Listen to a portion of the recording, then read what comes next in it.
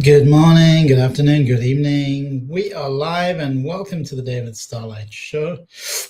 I'm on weekly, so if you do resonate with the material, please do comment in the comments section. Love to hear from new people and also just sharing your experience, sharing your insights and understanding. Always appreciated. So I have a little bit of a headache today. I was up during the night quite a lot, didn't sleep so well again with my neck once more. So just something I'm dealing with. And I was thinking about what we can heal with our minds, with consciousness, what the potential is. I feel like there is almost a limitless potential in the body to shift things. So kind of an invitation for me, not in terms of pressuring myself, but in terms of opening my consciousness toward what is possible.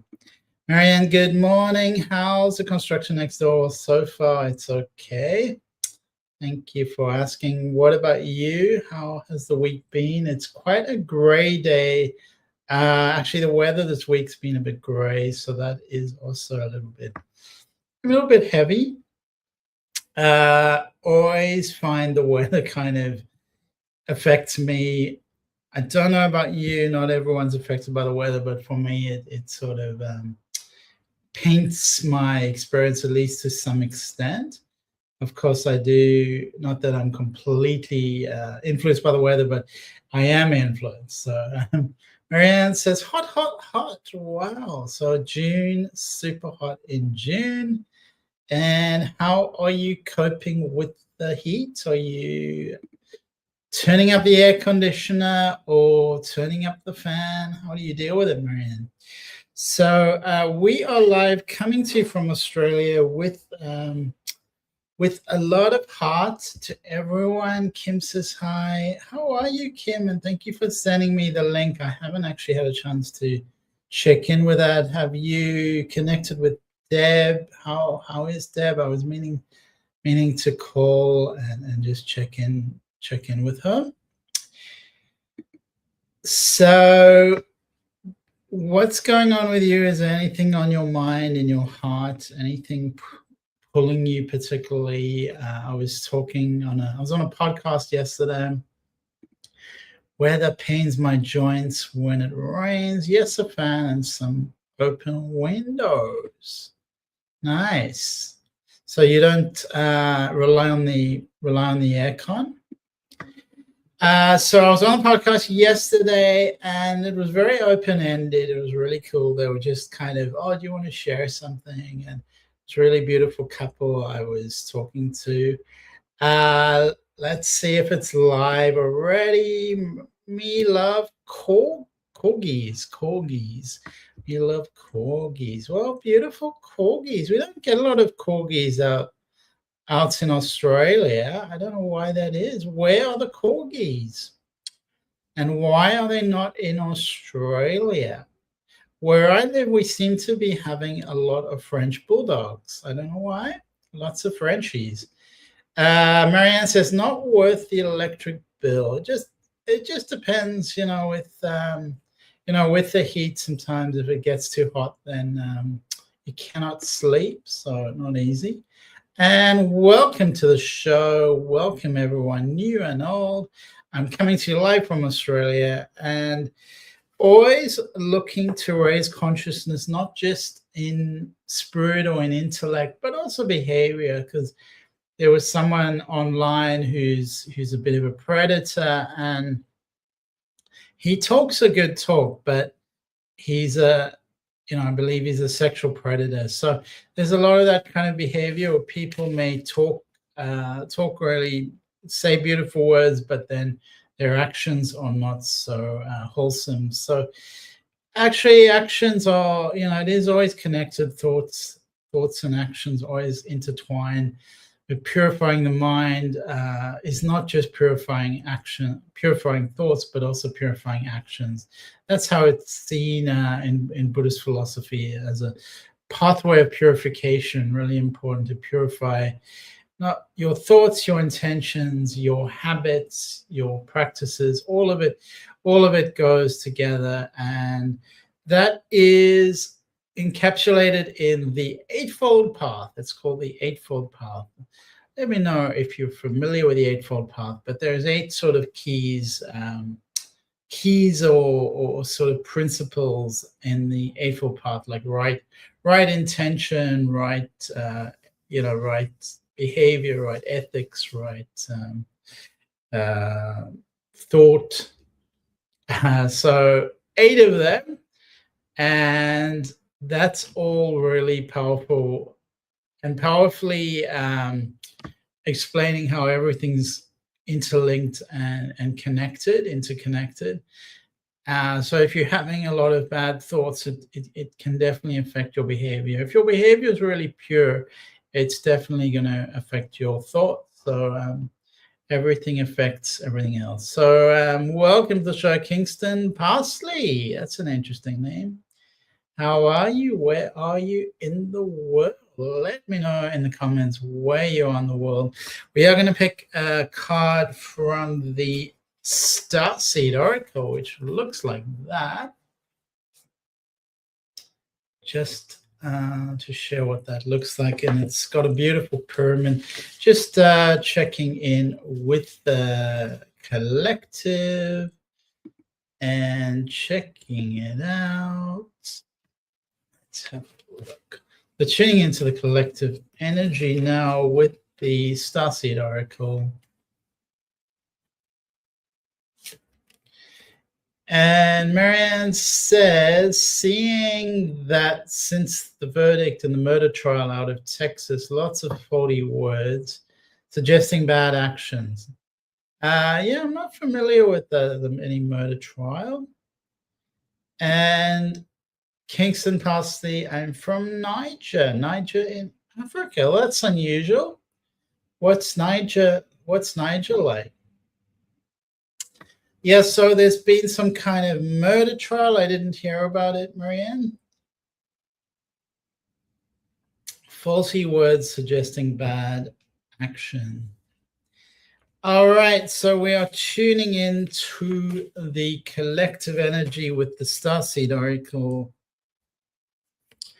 And this card is a very curious kind of card. It goes into ancestral trauma, it goes into human history, and it goes a little bit into righting past wrongs and kind of going back to the origin, clearing the energy metaphysically. So with our thoughts, intention, our spirits, clearing the pathway, clearing all that was all the traumas and things that are held in the land, that using ourselves as vessels of healing, putting our hands on the earth. Thich Nhat Hanh used to say, kissing the earth with our feet, but really with reverence and love and prayer, bringing this healing energy to right the past wrongs. We're living in divisive times. I'm just catching Kingston's from Niger, and he says it's fun. Has anyone heard of Niger? And it's really cool having someone from Niger. Maybe you have some questions for Kingston Parsley. Carmelo Anthony stabbed Austin Metcalf last year at a track meet. Trial started June the 1st, ended June the 9th. So thanks for sharing that, Marianne. You know, a lot of these things don't reach Australia. So this, coming back to this interesting card about the division we see collectively, I guess it's always been there to some extent, but it's now really on the surface, exposed, kind of in your face. When you're hurt and triggered, you tend to see things as a personal attack, like you're being attacked, rather than an opportunity for healing, for connection, for coming together, for bringing people together. If we're to find true peace and unity, we need to drop our defenses and see things outside of right and wrong. So disconnect from this kind of left-right perspective, up, down, right, wrong. Really, it's the right, wrong. Disconnect from right, wrong. As souls, we intrinsically remember unity and yearn for it here on earth. Unity, connection, unconditional love. Perhaps that's why it feels so painful when we experience something that seems to come from the opposite. It's crucial to remember that we cannot just bypass reality and pretend that unity, love, and forgiveness are here. So that's bypassing what we see in front of us. We have to deal with reality. And perhaps this is one of the greatest challenges and opportunities for spiritual seekers and star seeds and the like. Because maybe in our hearts we have love. In our minds, we have this idea of unconditional love, perhaps even ideas of non-duality, non-duality, oneness, unity, and the like.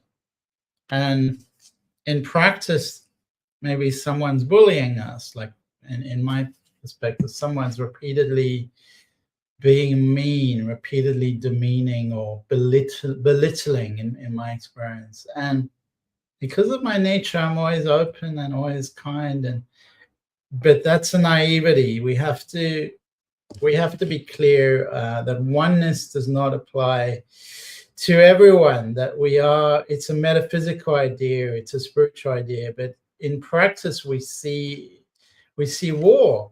So clearly we're not there yet. Audrey Adventure, hi, welcome to the show, Audrey. And how are you? How's your day going? Are you having adventures? Marianne says Niger in West Africa, ? That is the only Niger I've heard of. I don't even know where it is, Marianne, but I take it is in West Africa. There's only one Niger in the world, so I'm not sure what you're asking me. Where is it? I actually don't know where it is, but I think it's Northern Africa. So maybe you can.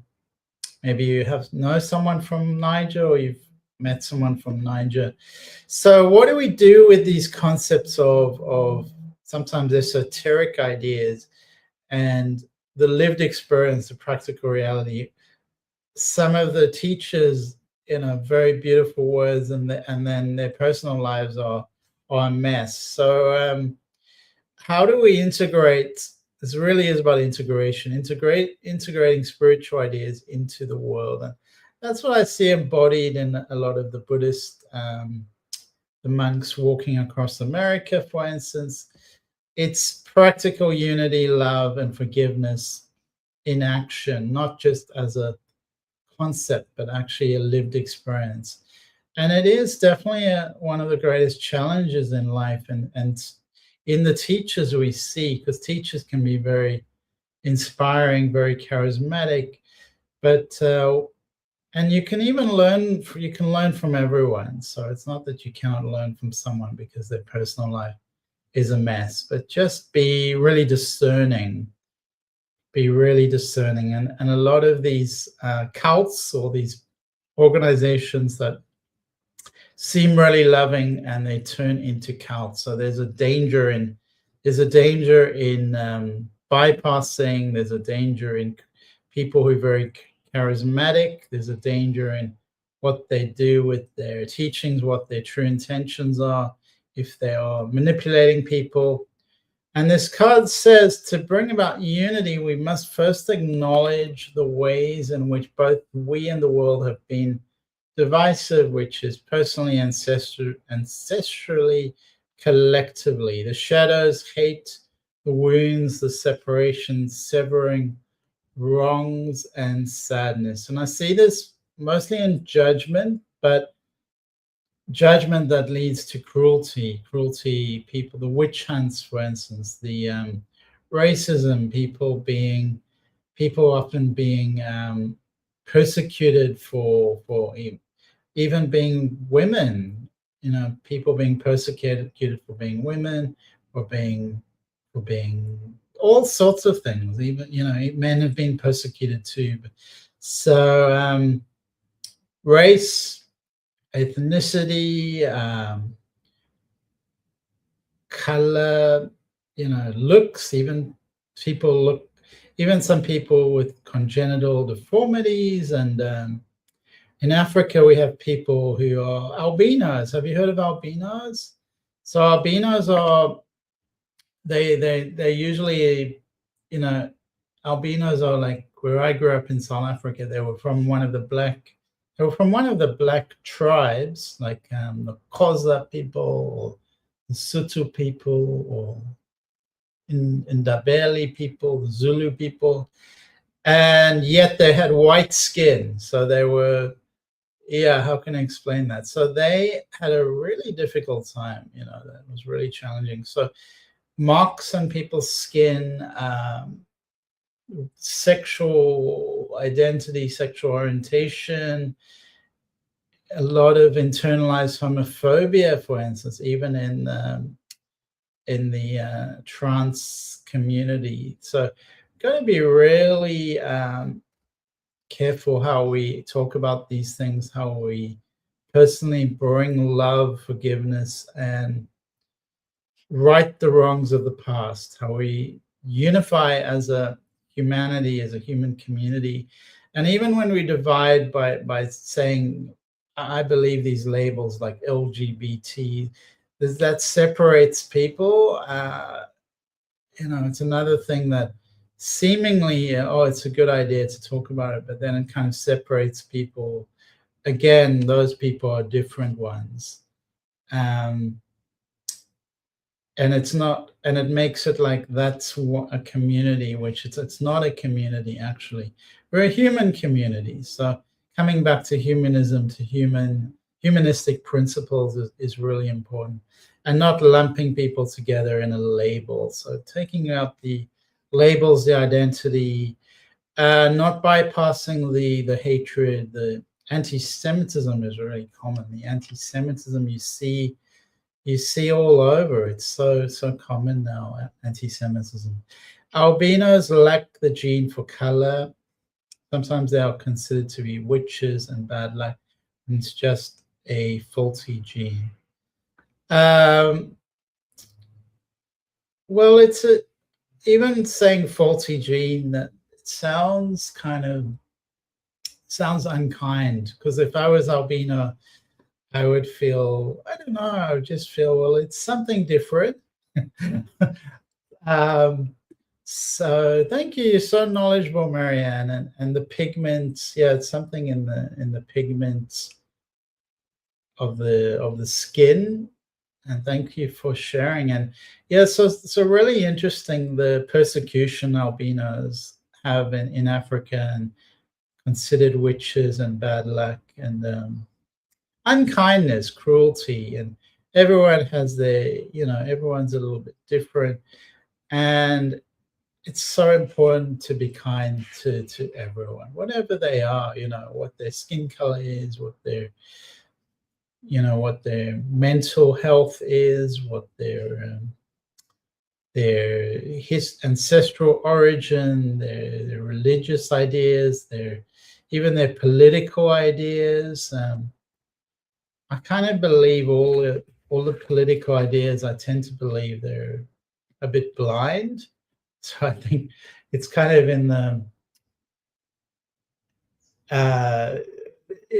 an eye for an eye, and everyone's blind. Do you know the saying, an eye for an eye and everyone will end up blind? It's kind of like that when I hear politicians talk, because it's always about political power and pushing forward the agenda of staying in power, or getting power, getting political power, getting people's votes, which isn't authentic at all. So whatever they're saying, it's not authentic most of the time. There's a lot of just being fake, or manipulating people for votes. This card is reminding us to explore our ancestry, how society has consciously or unconsciously inflicted pain on other people, and find a way to drop the armor around our hearts towards all sides of the rainbow. We are a rainbow. Humanity is a rainbow, and see things as they truly are for all people, for wherever they are in the world, whichever continent, whichever place on the earth, to say I'm sorry with an open heart and really mean it. The Honoponopono saying, I think, is really helpful. I'm sorry, forgive me, thank you, I love you. I really mean that. When you practice that, you start to see through the illusions and realize that it's being part of the healing instead of being part of the problem, or being part of the healing instead of perpetuating inherited conflict or oppression. And I see this often in social media, people spreading hatred, spreading indoctrination, blame, and perpetuating sort of political oppression and conflicts, perpetuating that energy without being the solution, without unwinding the pattern that created the situation. So see this with a few conflicts in the world, and it's important to kind of like be in the world but not of it, transcend the world but also be in it. So transcend the ideas of non-duality is that the polarity is it's kind of a game of consciousness that we're brought into the world into this polarity experience. So there's a value in the polarity, but also realizing that we can transcend it. It doesn't have to be real. It doesn't have to dictate our behavior, and we can actually move beyond hatred into love genuinely. So dropping past offenses and unwinding past wrongs is about the shifting energy. It's about the uprooting of past injustice, past persecution, and shifting into a world of an open exploration where if you were born rich or if you were born poor, you have opportunities to become something different, to make something of your life. So if we still have royalty, believe it or not. In some places of the world, they still have royalty, and it's hard for me to understand that kind of privilege, the wealth and privilege and elitism. But where I grew up, there was a lot of elitism and clickiness. So are you familiar in your life with that kind of behavior of people excluding others? And so I'm very familiar with the feeling of inclusion versus exclusion, being on the outside. I have a friend from Africa, and he went into Europe, and he was telling me about a party. He didn't usually get invited into people's homes, but he was studying, and he had someone who invited him to her home. And he ended up sitting on his own for 2-3 hours, he said. And people were happily talking away, drinking alcohol, and just energetically, being in their little circles, having fun, but energetically excluding him. So, and I've been in that situation before. You're in a room, but people are not talking to you, or they talk to their friend right in front of you, and you just end up feeling excluded. Like, well, why am I not valued, or why am I not in on this? So it's happened to me a lot where people get really excited with their friend, for instance, I've noticed, and then they just don't talk to someone else who's standing right there, who maybe they don't, maybe it's not I understand they have their close friend, but always understanding that, that person has needs too. That person is valid as well. So if you get really excited about your plans with your friend in front of someone else, they can hear that, they can feel that, and maybe they feel a bit left out, maybe they feel a bit lonely, maybe they feel a bit sad, maybe they feel like you really don't care about other people. Most definitely, but not because of family wealth. It was more because my ADHD hadn't become an advantage, and they didn't want to understand how it affects me. So that's really interesting, Marianne. Can you are you willing to share more? I'd love to hear more about that. And so many of us had that energy of exclusion or of being something strange about you. Like, what is that suspicion? Because I had that a lot. Like, people were suspicious, and I didn't really understand. Like, I'm just being me. Like, why all the suspicion? Like, why look at me? Like, don't know about that. So, kids can be really cruel. Kids can be very cruel. Kim says, how do you feel about if a person is a billionaire, trillionaire, etc.? If I had an endless supply of money, I would use it to help others in the world who are suffering. And that's a beautiful sentiment, Kim. I do believe that if we don't have an intention to help other people, I feel life can get quite selfish and empty ultimately. And if we do have a source of wealth, if we're not using it to help other people, I feel like God has given us a gift, and we're not using that gift, or we're using that gift just selfishly. And I feel like that's kind of like a dead end, kind of sad, because we're only going to be on the planet a short time. So what's the point of hoarding money, hoarding wealth, if not to help other people, if not at least to give part of your wealth to people in need? And there are people who build schools and who give money to the wing of the university to build a library in the university, or things like that, which are contributing. There's a lot of the time people are manipulative with their wealth, with their donations. You see this with political donations, and you'll find that people will they'll give to different political parties. They'll give donations. So clearly they're not really, they're just doing that for advantage. They want to get in with the politicians. So you see this kind of behavior where people are giving money, but they're giving it with an agenda. They're giving it to manipulate, to control. Even some people with the universities, they control. Maybe their kids go to them.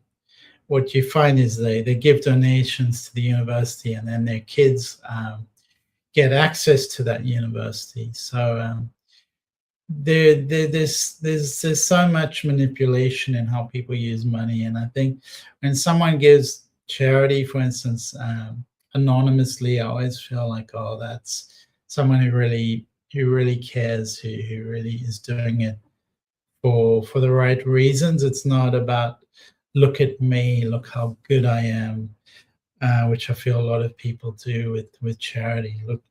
Look what a good person I am. So I feel like a good person does not have to advertise how good they are. Okay, being 5 and trying to control my impulse actions, the parents would not let their kids who were equally bad behaved not to play with me.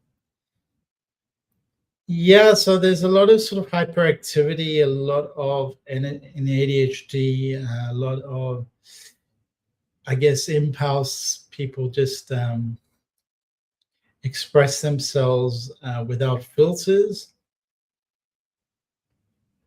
and that can be threatening to others. And some people want to control and suppress. They want to keep everything under control, and that's not what life is. So sometimes we need to surrender, let God in, let one source, one force, let go of it, but come from love. There is a balance between protection, safety, boundaries, between having discernment and then being kind of overly protective, overly controlling, overly fearful, overly reactive. Some people put these huge boundaries up. Yet now I have the best pattern recognition. So you learned so much through that experience, Marianne. Isn't that wonderful, Marianne? So it was a kind of gateway for you, a kind of portal that oriented you towards learning and wisdom. And life's experiences always are invitations to learn, to grow. And we grow in wisdom through our experiences. Sometimes those experiences are not chosen. We would never choose them, but we learn through hardship. We learn through difficulty. Sometimes when people are cruel, you learn to be kind. You learn the humanity of other people. You learn what suffering is. You learn what it feels like to be treated as a certain way. So Marianne says, now it's our superpower. Isn't that amazing? And I guess the kind of sensitivity one can bring with discernment is a superpower. Call it empathy. So I always feel empathy means you can feel other people, and that is a superpower. That is a superpower.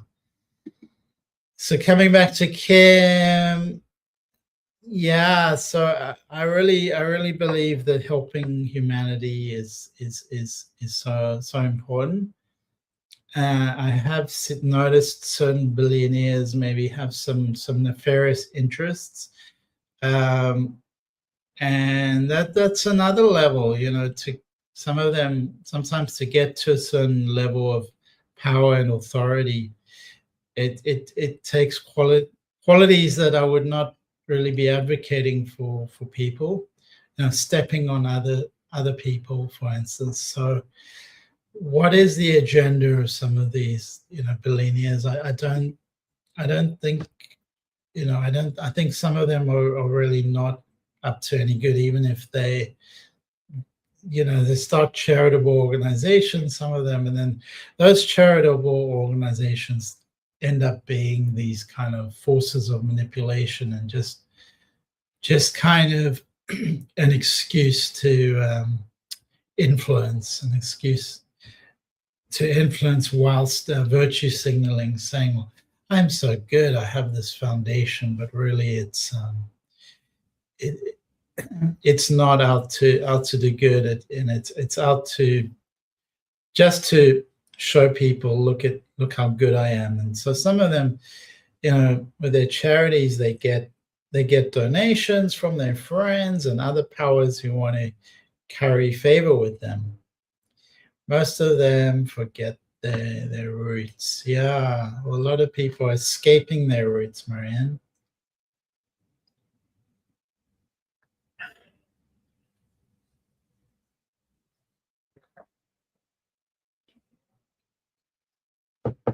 All right, so I'm going to pick a card from the Buddhism Oracle.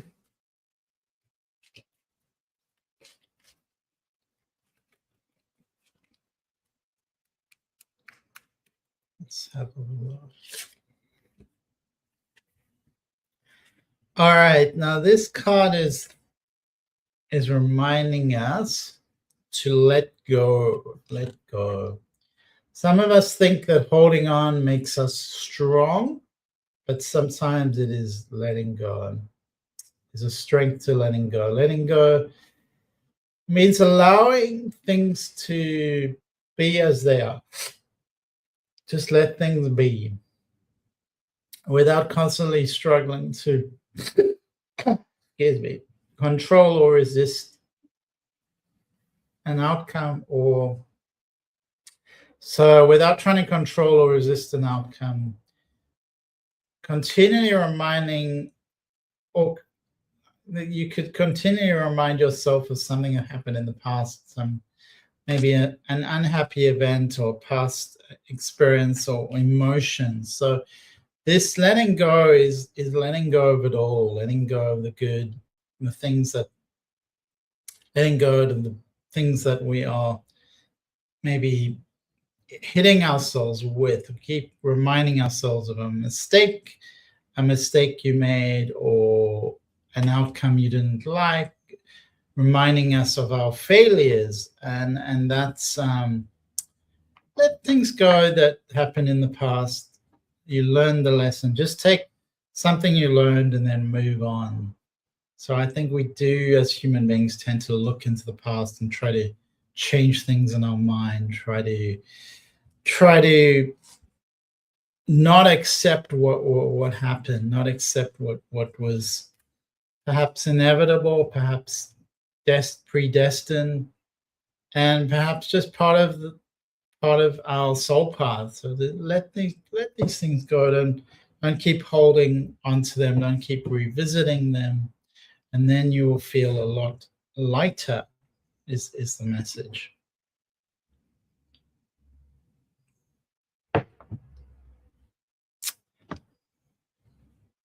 All right, so let's have a look. It's looking a little bit quiet. I think what we'll do is have a quick meditation.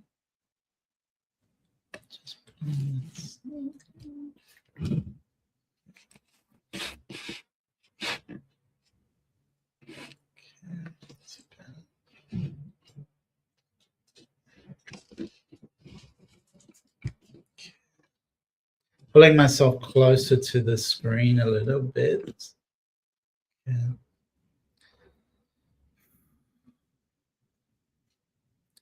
So gently closing your eyes.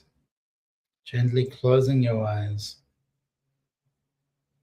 Checking into your physical body, scanning throughout your body, whilst keeping your back straight. The rest of your body can relax. Just having a straight back, and the rest of you can relax. Simple.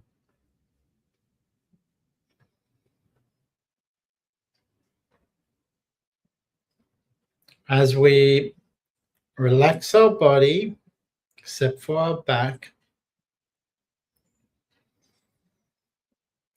checking in with how we are feeling, how the energy is circulating within our bodies. Just note anything you're aware of, gross sensations or subtle sensations, the feeling of your clothes on your skin, the temperature in the room, perhaps a breeze.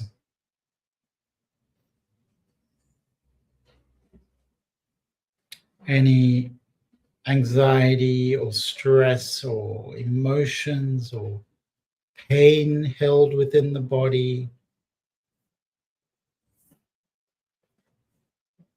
Any particular tension.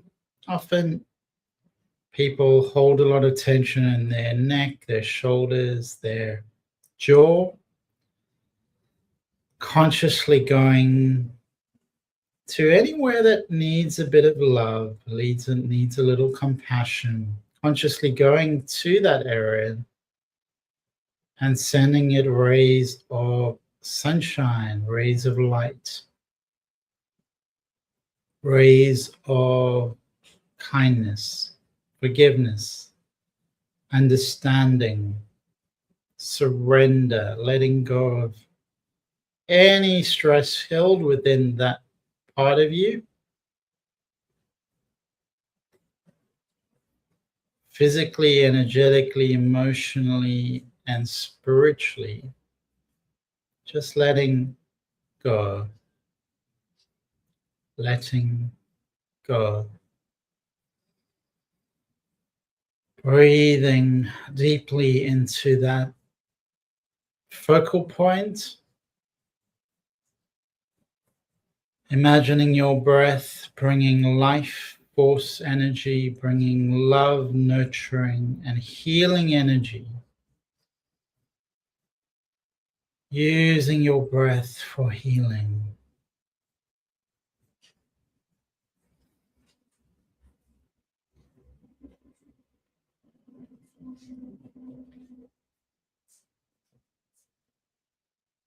Again, surrendering any little parts of your consciousness that you're holding on to or associated in the holding of the energy in that part of your body, perhaps the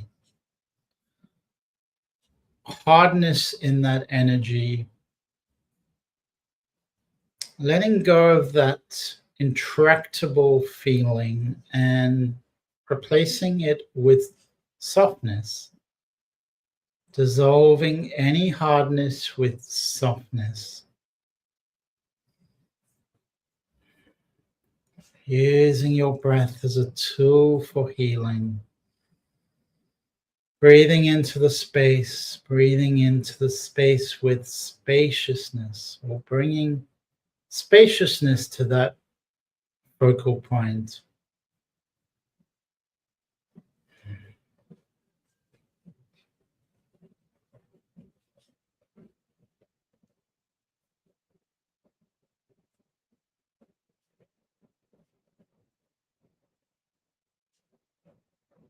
Keep breathing.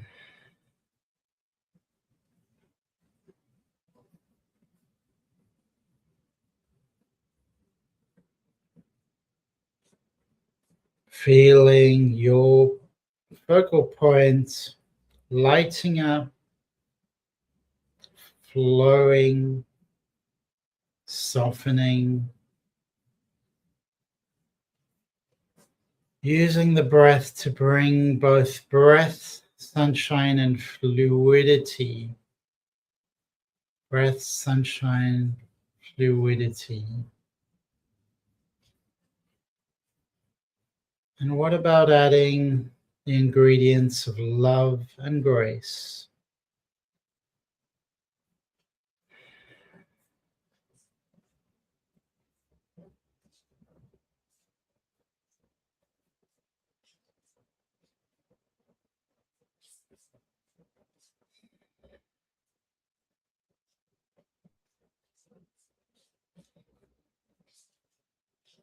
Taking a last deep breath and starting to stretch out your body.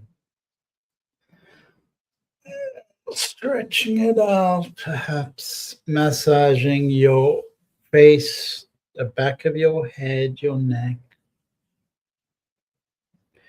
Bringing positive energy, warmth, and light into these parts of your body, your whole head.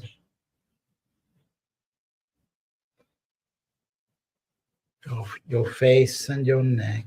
And when you're ready, placing your palms over your eyes and gradually starting to open your eyes and take in the light, taking your time softly, gently.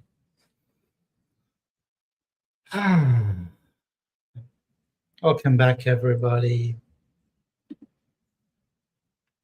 Stu says, thanks, David. Wonderful meditation. Loved it. And loved you being with me. I was thinking recently how I really enjoy meditation, and I used to do those weekly classes. I miss doing that. I wonder if I can organize even on StreamYard we could do meditation classes. Marianne says, I feel lighter knowing when a bill I owe will get paid.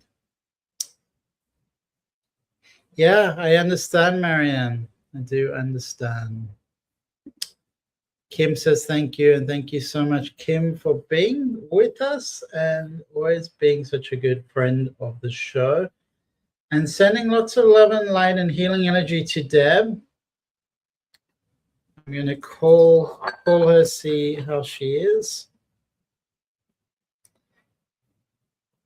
And I'm going to wish everyone a beautiful day. Let me know in the comments if you're interested in meditation. We can do that via StreamYard, maybe just a quick 15-minute StreamYard meditation. And I'm sending you big love. Thank you for being here. If you have liked the content, please do like and share the show. That's much appreciated. And I will see you all next week. Have a good one. Have a beautiful evening. Rowan says, good day. Great to see you, Rowan. Wow, that's an old friend. How are you, Rowan? I was just saying goodbye. It's lovely to see Rowan. Kim says, sure, sounds like fun. And Marianne says, interested. Meditation show will be fun. Well, the nice thing about meditation is you can meditate on almost anything. I usually do have a sort of system using Buddhist principles. Buddhists have a lot of experience with meditation. And Rowan says, good to hear your voice. So let's talk sometime, Rowan. It would be great. It would be great for me to hear your voice. Kim says, have a nice day. Have a beautiful day. And thank you so much, Rowan, for checking in. And lovely to see you. I hope everything's well out in Queensland. I am in far north Queensland these days. And have a beautiful afternoon, evening, morning, wherever you are in the world. See you next week.